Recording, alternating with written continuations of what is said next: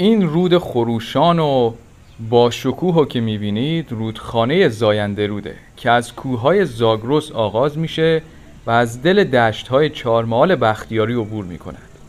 جایی که آبهای زلالش زندگی را به سرزمین‌های خشک میبخشد. با گذر از شهرهای مختلف به اصفهان میرسد و از میان باغ‌ها و پل‌های تاریخی میگذرد.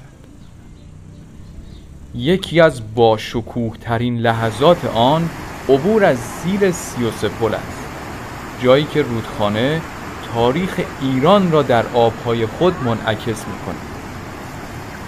زاینده رود نه تنها یک جریان آبی بلکه نمادی از هویت و فرهنگ مردم اصفهان است که در کنار کشاورزی و هنر قلب این شهر را می‌سازد.